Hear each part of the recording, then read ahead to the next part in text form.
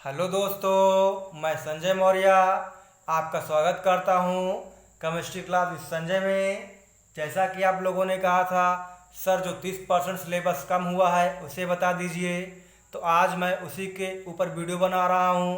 जो 30% सिलेबस कम हुआ है मैथ में, जो 30% सिलेबस क्या हुआ है हमारा, कम हुआ है दोस्तों। तो आइए देखते हैं क्या नहीं पढ़ना है हम लोग को इस बार।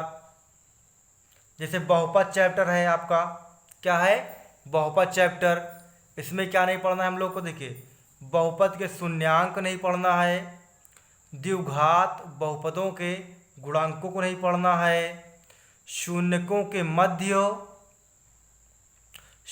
के मध्य संबंध नहीं पढ़ना है, वास्तविक गुणांकों वाले बहुपदों के लिए विभाजन नहीं पढ़ना है।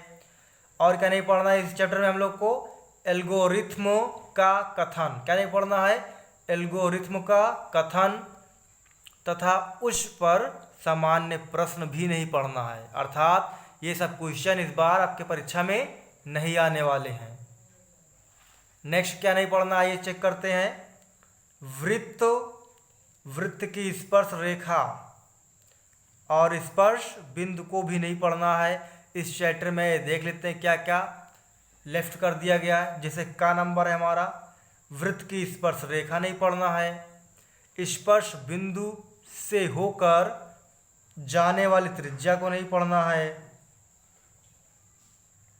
स्पर्श बिंदु से होकर जाने वाली त्रिज्या को नहीं पढ़ना है। ठीक है दोस्तों। नेक्स्ट देखिए खा नंबर अर्थात दूसरा क्या नहीं पढ़ना हम लोग को, किसी बाह्य बिंदु से खींची गई दो स्पर्श रेखा की लंबाई या नहीं पढ़ना है, किसी बाह्य बिंदु से खींची गई दो स्पर्श रेखाओं की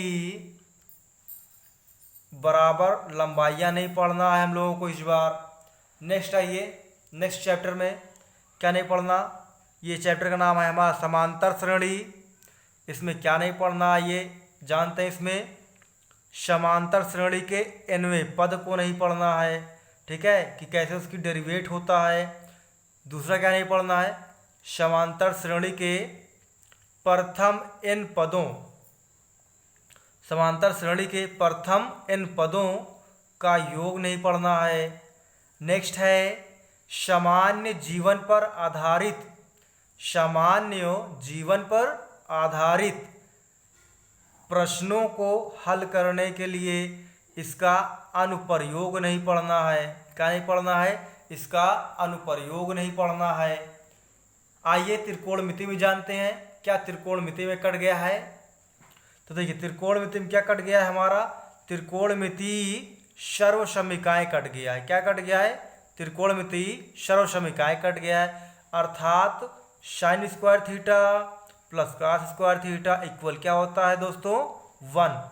इससे रिलेटेड जो भी फार्मूले होंगे उनको नहीं पढ़ना है, ना उनके अनुप्रयोग पढ़ना है, ना ही उन्हें प्रूव्ड करना अर्थात स्थापित करना है। ठीक है दोस्तों।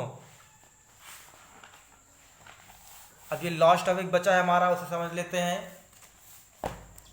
यह लास्ट टॉपिक हमारा प्रायिकता। क्या नहीं पढ़ना है, प्रायिकता में क्या क्या नहीं पढ़ना है उसे चेक कर लीजिए आप।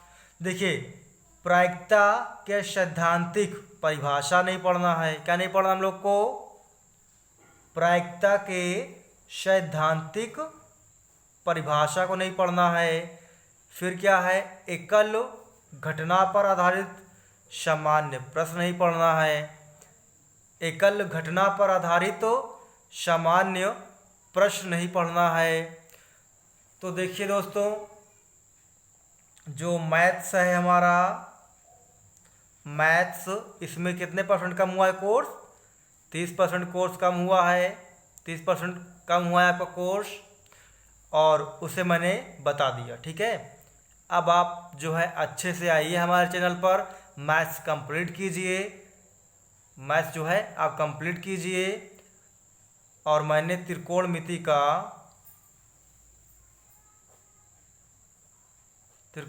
का 8.3 कंप्लीट कर दिया है, 3.8 कंप्लीट कर दिया है।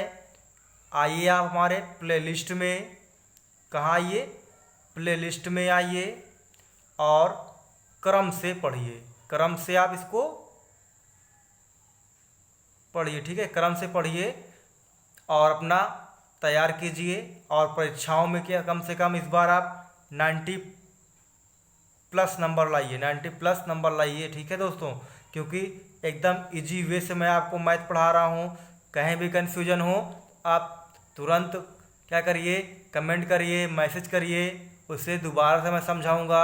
लेकिन क्या है, आप मैथ्स में या इंग्लिश में हर सब्जेक्ट में नंबर लाइए, कम से कम 90 प्लस हो आपका नंबर हर सब्जेक्ट में, ठीक है दोस्तों। जय हिंद साथियों।